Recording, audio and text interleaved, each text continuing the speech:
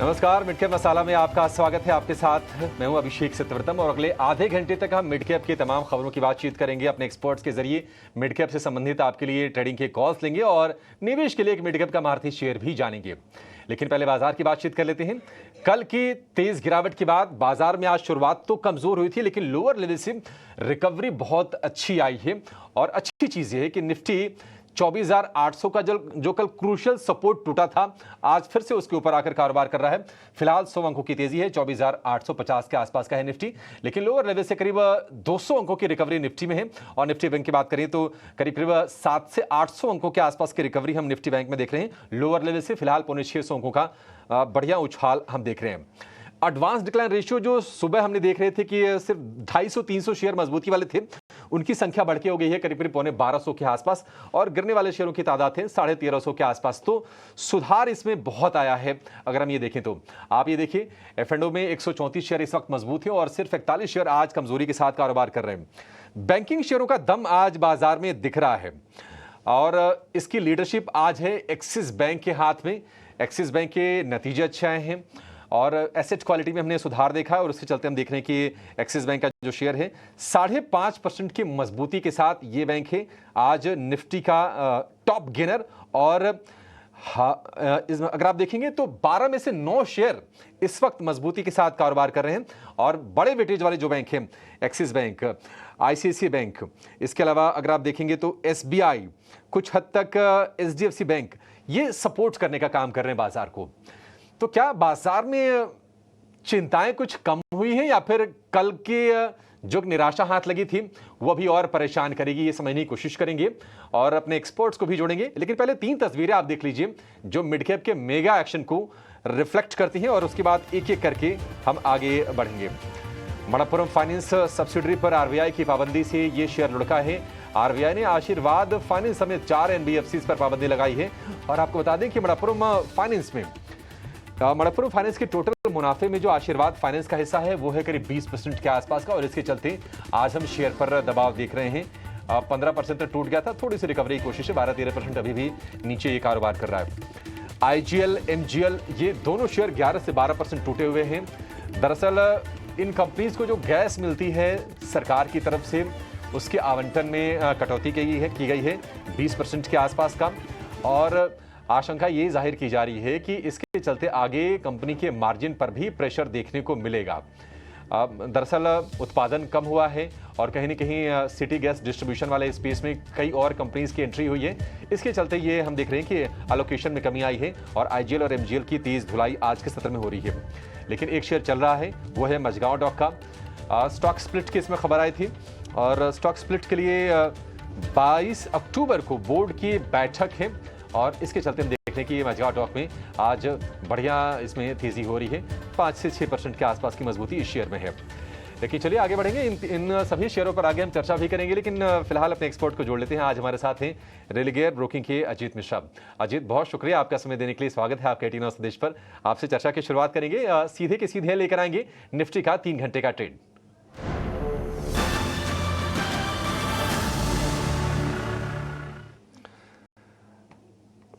Ajit, Nifty में या फिर निफ्टी बैंक में जो रिकवरी आ रही है उसको आप किस तरह से देख रहे हैं?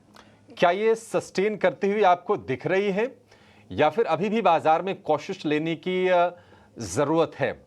और अगले 3 घंटे में आप चाल क्या देख रहे हैं?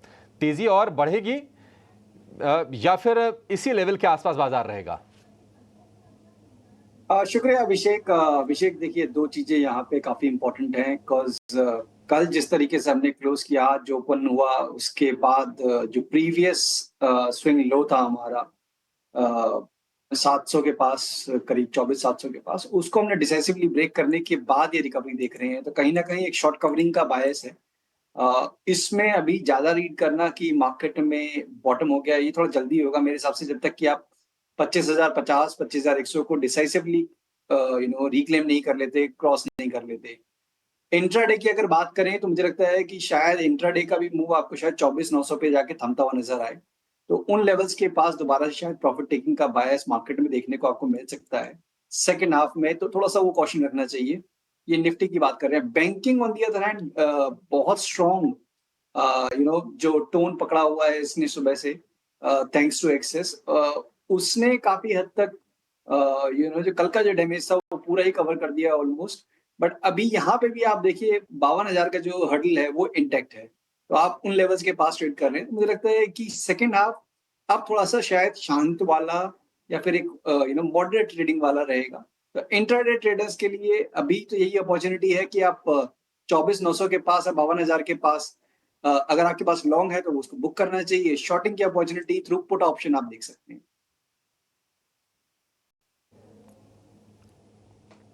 ठीक है अजीत, नया लॉन्ग तो नहीं करना अभी ना? जी नहीं, अभी नहीं, अभी नहीं। थोड़ा सा वेट एंड वॉच मेरे हिसाब से रहना चाहिए। ठीक है, वेट एंड वॉच करना चाहिए। निफ्टी के मुकाबले आज निफ्टी बैंक की जो स्थिति है ना वो ज़्यादा मजबूत है। अगर आप प्रतिशत के लिहाज से देखेंगे तो तकरीबन 3 गुना ज़्यादा की तेज़ी है निफ्टी बैंक में। 625 अंक ऊपर है, 1.25% की मजबूती, और 52,000 के मुहाने पर फिर से जाके निफ्टी बैंक खड़ा हो गया है। ये एक अच्छी चीज़ बाजार में आज दिख रही है। ठीक है, आगे बढ़ते हैं। जरा ये समझ लेते हैं अजीत से कि उनके ट्रेडिंग के आज पिक्स कौन से हैं, कहां पर मौके दिख रहे हैं। अजीत बताइए, क्या ट्रेड करना है बाजार में फिलहाल अभी? बिल्कुल अभिषेक, तो जैसे कि हमने बताया कि अभी भी मार्केट में कंप्लीटली ये अज्यूम कर लेना कि बॉटम बन गया है, थोड़ा सा जल्दी होगा। और कंसिडरिंग दैट थोड़ा सा डिफेंसिव्स डेफिनेटली आपको फोकस में रहनी चाहिए जहाँ पे की स्ट्रेंथ है। उसमें से एक नाम है डॉक्टर रेड्डीज का। पिछले करीब 1 महीने में देखेंगे तो आप काफ़ी एक टाइट रेंज में कंसोलिडेट कर रहा है और अब एक अटेम्प्ट दिख रहा है यहाँ पे एक ब्रेकआउट का। तो एंटिसिपेशन ये है कि नियर टर्म में आपको करीब 7,000 तक के टारगेट, 6980 टू बी प्रिसाइज, वहाँ तक आपको ये स्टॉक शायद आते हुए नज़र आ जाए। तो 6650 के स्टॉप लॉस के साथ यहाँ पे आप लॉन्ग पोजीशन बना सकते हैं। साथ ही साथ लाइफ इंश्योरेंस काउंटर्स भी अगर आप देखेंगे तो काफ़ी ज़्यादा स्ट्रेंथ दिख रही है। उसमें से जो लीड कर रहा है वो है एचडीएफसी लाइफ। तो एक मार्जिनल डिप ज़रूर आया था पोस्ट नंबर्स, उसके बाद काफ़ी स्ट्रांगली इसने रिकवरी दिखाई है और एक एंटिसिपेशन है कि ये रिकवरी और स्ट्रेंथन होगी। करीब 765 तक के लेवल्स एंटिसिपेटेड हैं। यहाँ 730 के स्टॉप लॉस के साथ इसको भी आप लॉन्ग कर सकते हैं। ये 2 शेयर हो गए, एचडीएफसी लाइफ और डॉक्टर रेड्डीज लैब का। 765 का टारगेट एचडीएफसी लाइफ के लिए 742 रुपए के आसपास का भाव है, और डॉक्टर रेड्डीज की बात करें तो इसके लिए जो टारगेट बनेगा वो बनेगा 6,980 का, स्टॉप लॉस 6,650 रुपए का। ये 2 शेयर तो हो गए। अच्छा अजीत, ये बताइए कि हम चीन से आज हमने देखा कि कुछ अच्छे आंकड़े आए। उसमें जीडीपी के आंकड़े थे, उसमें रिटेल सेल्स के आंकड़े थे, थोड़ी सी स्ट्रेंथ आती दिख रही है, और उस पर देख रहे हैं कि मेटल शेयर रेट भी कर रहे हैं। मेटल्स में कहीं ट्रेड के मौके आपको दिख रहे हैं? मैं लंबा नहीं पूछ रहा हूं, शॉर्ट टर्म ट्रेड चाहिए मुझे। बिल्कुल, तो देखिए इसमें 2 नाम जो सबसे ज़्यादा यहाँ पे स्ट्रेंथ दिख रही है। हिंडाल्को, जहाँ पे करेक्शन आपने मार्जिनल देखी थी अभी रिकॉर्ड हाई से, और दोबारा से इसमें रिकवरी भी उतनी इक्वली स्ट्रांग हो रही है। और मुझे लगता है कि 770 तक के लेवल्स यहाँ आपको 1-2 दिन के अंदर मिल जाने चाहिए। तो यहाँ पे आप 738 के स्टॉप लॉस के साथ लॉन्ग कर सकते हैं। दूसरी रिकमेंडेशन जो कि हमने अपने क्लाइंट्स को भी सुझाई है, नेशनल एल्युमिनियम में भी सेम लॉजिक, मार्केट करेक्शन में इसने पार्टिसिपेट नहीं किया, मेटल्स की करेक्शन में इसने पार्टिसिपेट नहीं किया, अब दोबारा से रिकॉर्ड हाइस के पास है। यहाँ पे आपको 248 तक के लेवल्स एंटिसिपेटेड है 219 के स्टॉप लॉस के साथ। 219 के स्टॉप लॉस के साथ आप नाल्को को खरीद सकते हैं, और हिंडाल्को को भी आप खरीद सकते हैं। आप ध्यान रखिए कि चीन वाला तो ट्रिगर है ही, लेकिन कल एक और ट्रिगर आया था। वो है दुनिया की दिग्गज एल्यूमिनियम कंपनी है अल्कोआ, उसके नंबर्स आए थे, और मतलब पिछले कई तिमाहियों के सबसे बेस्ट उन्होंने रिजल्ट उन्होंने ऐलान किए थे। तो निश्चित तौर पर एक ट्रिगर के काम वो भी कर रहे हैं इन कंपनीज को लेकर। तो नाल्को हिंडाल्को में आज हम बढ़िया तेजी देख रहे हैं, और हो सकता है तेजी थोड़ी सी और एक्सटेंड हो। मेटल में अगर आपको कहीं बेट लेना है तो इसी स्पेस पे आपकी नज़र होनी चाहिए। लेकिन आज हम देख रहे हैं कि बाजार में ना नतीजों का एक्शन भी भरपूर है। नतीजे अच्छा है, एक्सिस बैंक के शेयर करीब 5.25% ऊपर है, निफ्टी का टॉप गेनर है। विप्रो के नतीजे अच्छे आए, विप्रो के नतीजे में आप देख रहे हैं कि 4% ऊपर ये शेयर कारोबार कर रहा है। इन्फोसिस के नतीजों से थोड़ी निराशा हुई, 4.5% की कमजोरी इन्फोसिस के शेयर में हम देख रहे हैं। लेकिन ये एक्शन है क्यों, जरा ये समझते हैं, और तीनों नतीजों का बारीकी से विश्लेषण करने के लिए बहुत ही क्रिस्प शब्दों में और क्रिस्प ग्राफिक्स के साथ हमारे सहयोगी वरुण दुबे जुड़ गए हैं। वरुण बताइए, विप्रो एक्सिस बैंक क्यों चल रहे हैं और इन्फोसिस क्यों गिर रहा है? देखिए अभिषेक, नतीजों का इम्पैक्ट जाहिर सी बात है सब में देखने मिल रहा है। सबसे पहले एक्सिस बैंक की मैं बात करता हूं तो आप देखेंगे स्टॉक में अच्छी खासी तेज़ी इसके लिए भी है क्योंकि नतीजे तो ठीक है। अगर आप ओवरऑल लोन ग्रोथ देखें तो करीब 11% के आसपास की रही है। हालांकि लोग मान के चल रहे थे कि शायद लोन ग्रोथ इससे भी अच्छी होगी, लेकिन बाकी इंटरनल्स अगर आप देखेंगे तो वो अच्छे हैं। क्योंकि यहाँ अगर आप देखेंगे तो मुनाफे में 18% के आसपास का उछाल देखने मिला। इसके अलावा आय में 14% के आसपास का उछाल देखने मिला। एनपीएस में गिरावट हुई, ये एक अच्छी बात है। और मैक्वेरी ने 1400 का टारगेट दिया है, नोमुरा ने 1380 का टारगेट दिया है। वो इसलिए भी आप देखिएगा स्टॉक में तेज़ी है क्योंकि नतीजों के पहले स्टॉक काफ़ी चल चुका था, माफ़ कीजिएगा गिर चुका था। 1300 के आसपास पहले ट्रेड करता था, वहाँ से काफ़ी नीचे आ चुका था, तो एक बाउंस बैक देखने मिल रहा है। विप्रो की बात करें तो देखिए विप्रो एक ऐसा स्टॉक माना जाता है कि ऐसी कंपनी मानी जाती है जो लगाड़ है, यानी कि पूरे आईटी स्पेस में सबसे कमज़ोर नतीजे देने वाली। लेकिन इस बार अगर आप देखेंगे तो नतीजे अच्छे रहे इस कंपनी के। लार्ज डील्स 28.8% बढ़ी। एबिटा मार्जिन अगर आप देखेंगे, एबिट मार्जिन उसमें बढ़ोतरी देखने मिली, करीब 16.8% के आसपास हुआ है। और 1:1 का बोनस दिया है तो जाहिर सी बात है इसका इम्पैक्ट देखने मिला। वहीं इन्फोसिस को अगर आप देखेंगे तो ये स्टॉक भी ऑलमोस्ट अपने 50 वीक हाई के आसपास चल रहा था, तो थोड़ी सी निराशा आई और स्टॉक में आपने ज़्यादा इम्पैक्ट देखा। खासकर एबिट मार्जिन देखिए इस कंपनी के गिर के आए हैं, ये एक दिक्कत की बात है। नो डाउट इन्होंने गाइडेंस बढ़ाया है, लेकिन उसके बावजूद अगर आप देखेंगे तो स्टॉक में गिरावट देखने मिल रही है। तो तीनों के अगर मैं रीजंस बोलूँ, एक्सिस बैंक नतीजे अच्छे लेकिन काफ़ी गिर चुका था तो आज चला। इन्फोसिस नतीजे, एबिटा मार्जिन में थोड़ी गिरावट, स्टॉक चल चुका था तो आज गिरा। और विप्रो एक लगाड़ था, परफॉर्म अच्छा कर लिया तो स्टॉक चल गया।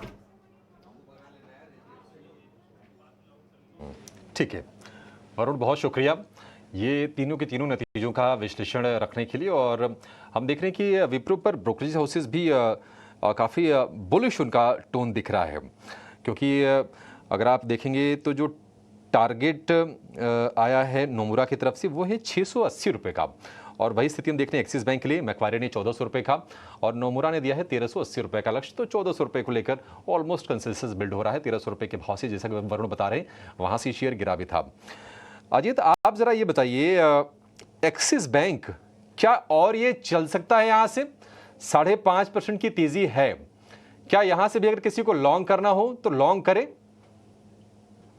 देखिए अभिषेक, यहाँ पे कुछ टाइम से अंडर परफॉर्मेंस चल रही थी एक्सिस बैंक में, जबकि एचडीएफसी और आईसीआईसीआई कंपैरेटिवली बेटर पोजीशन थे। और यहाँ पे कल के सेशन तक अगर आप देखेंगे तो काफी ज्यादा नेगेटिविटी थी।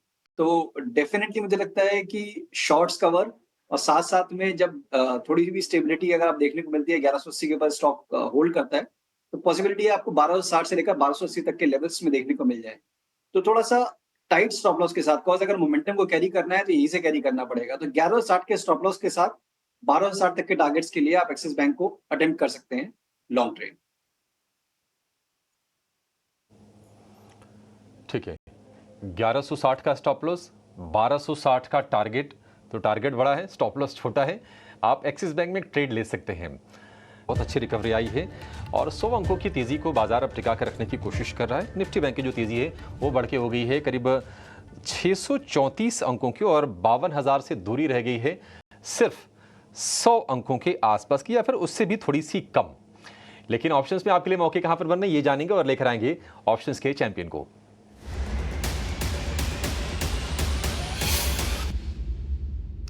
कोटक सिक्योरिटीज के अमोल आठवले हमारे साथ हैं। अमोल, बहुत शुक्रिया आपका समय देने के लिए। ये बताइए कि ऑप्शंस में मौके कहां पर बन रहे हैं अमोल आपके हिसाब से? जी नमस्ते एंड गुड आफ्टरनून। ओएनजीसी में एक ऑप्शन में एक बाय कॉल के साथ जाना चाहूंगा। 285 अक्टूबर सीरीज का कॉल ऑप्शन अच्छा लग रहा है चार्ट्स पे। 5 रुपीज के आसपास चल रहा है। पोजिशनल टारगेट निकल के आ रहे 10 रुपीज के और स्टॉप लॉस रहेगा उसका 3 रुपीज का। मैक्स प्रॉफिट उसमें हो सकता है 9625 का एंड मैक्स लॉस उसमें हो सकता है 3850 का। एक बड़ा करेक्शन स्टॉक पूरा कर रहा है और मार्केट में लोअर लेवल पे भी बाउंस बैक आ रहा है। 200 डे सिंपल मूविंग एवरेज के पास स्टॉक अभी ट्रेड हो रहा है। अगर ये टेक्निकल बाउंस बैक आता है स्टॉक में तो आने वाले दिनों में एक अच्छा खासा एक्टिविटी आने के चांसेस फिलहाल तो चार्ट्स पे दिख के आ रहे हैं। बट ओवरऑल मार्केट वोलेटाइल है तो स्टॉप लॉस जरूर फॉलो। ठीक है, ओएनजीसी आज वैसे तेज़ी थोड़ी ज़्यादा होनी चाहिए थी, हालांकि उस हिसाब से ओएनजीसी रिएक्ट नहीं कर रहा है। दरअसल जो सीडीजी वाली यानी कि सिटी गैस डिस्ट्रीब्यूशन वाली जो खबर है कि उसमें आवंटन में कटौती की गई है, तो ओएनजीसी ओपल इनके लिए सप्लाई शुरू की गई है। पॉजिटिव खबर है। हालांकि आज उतना रिएक्शन नहीं है, लेकिन फिर भी आधे % के आसपास की तेजी के साथ ये शेयर कारोबार करा। 283 रुपये का भाव है। 285 वाली कॉल खरीदनी है आपको और ये आपको मिल जाएगी 5 रुपये के भाव पर।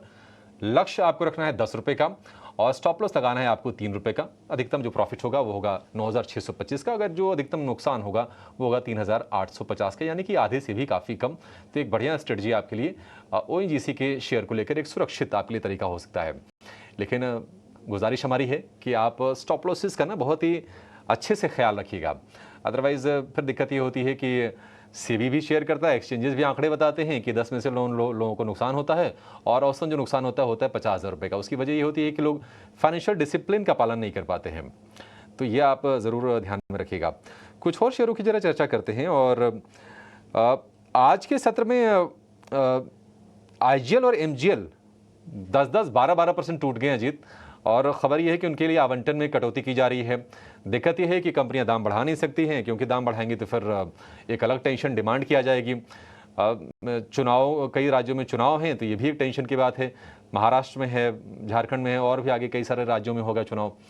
आप ये बताइए कि यहाँ से आप और ब्रेकडाउन शेयरों में दिख रहे हैं या फिर गिरावट अब हो गई जितनी होनी थी आज? देखिए, अभी तक तो ये काफ़ी ज़्यादा स्ट्रॉन्ग परफ़ॉर्मेंस दिखा रहे थे अभिषेक। अगर आप देखेंगे तो ये दोनों ही स्टॉक्स अपने रिकॉर्ड हाइज़ के पास थे और थोड़ा बहुत प्रॉफ़िट टेकिंग का टोन ज़रूर था कुछ दिनों से, बट जिस तरीके से आज का डिक्लाइन हुआ है, अ, उसने पूरे स्ट्रक्चर को जो कि इंडिकेट कर रहा था कि शायद एक नया लेग अप मूव देखने को मिले, उसको पूरा डिरेल कर दिया है। तो अब कुछ टाइम तक तो मुझे लगता है कि शायद ये आपको अंडर परफ़ॉर्मेंस से कंटिन्यू होते हुए नज़र आए। मीन्स ये आपको साइडवेज टोन के साथ ट्रेड करते हुए नज़र आएँ और हायर लेवल्स पे, जैसे कि जब भी आप देखेंगे 470-75 के पास आईजीएल को जाते हुए, तो शायद वहाँ पे आपको रेजिस्टेंस या फिर प्रॉफिट टेकिंग आते हुए नज़र आए।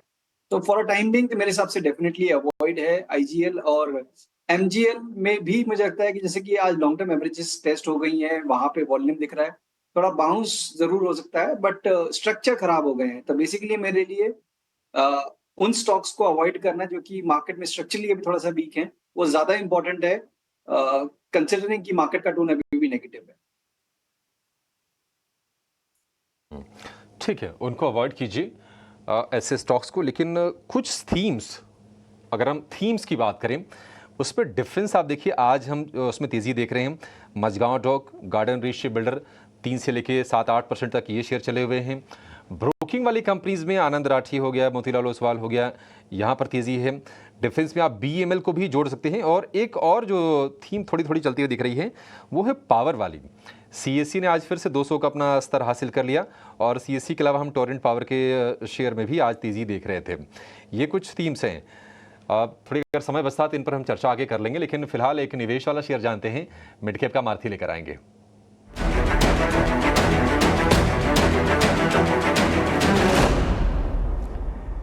HDFC सिक्योरिटीज के देवर्ष वकील हमारे साथ हैं। देवर्ष जी, नाम बड़ा प्यारा है आपका सर। बहुत शुक्रिया आपका समय देने के लिए। स्वागत है आपके टी9 स्वदेश पर। बताइए आज कहां पर निवेश करना है? जी, टेलीकॉम एज अ थीम हमें पसंद है। कंसोलिडेटेड मार्केट है और टेलीकॉम में जो छोटा प्लेयर है या तो सब्सिडरी है भारती की, भारती हेक्साकॉम, जो राजस्थान और नॉर्थ ईस्ट में जो कम्युनिकेशन की सर्विसेज प्रोवाइड करती है, वो हमें पसंद है इन्वेस्टमेंट के लिए। हमारा एक्सपेक्टेशन है कि ये कंपनी में काफी अच्छा ग्रोथ आएगा। ये बेनिफिट है इसके लीन कैपिटल स्ट्रक्चर पे, इसका एसेट लाइट अप्रोच है, पेनिट्रेशन अब धीरे धीरे वहां पे भी बढ़ रहा है।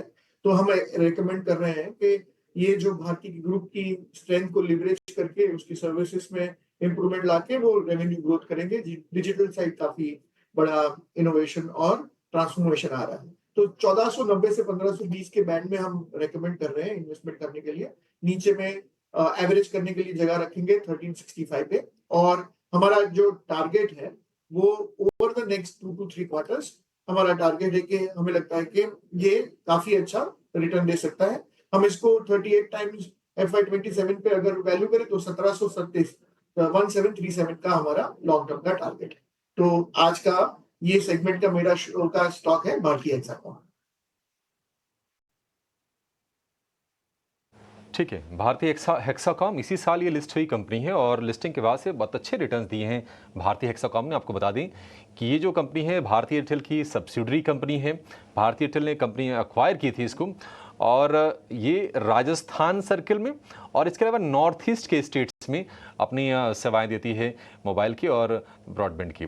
1737 रुपये का टारगेट, अवधि 1 साल की और आपके लिए खरीदारी की सलाह है। आज शेयर थोड़ा नरम है लेकिन जब नरमी होती है तभी तो मौके बनते हैं। तो ये मिड कैप में निवेश के तौर पर एक बढ़िया शेयर आपके लिए मिड कैप के महारथी सेगमेंट में देवर्ष जी की तरफ से। देवर्ष जी बहुत शुक्रिया आपका समय देने के लिए और ये बेहतरीन शेयर हमारे दर्शकों को सुझाने के लिए। और अजीत आपका भी शुक्रिया करेंगे बाजार पर अपना व्यू शेयर करने के लिए और एक से बढ़ के एक ट्रेडिंग कॉल्स भी हमारे दर्शकों को देने के लिए। फिलहाल इस शो में फिलहाल इतना ही, मुझे आप इजाजत दीजिए।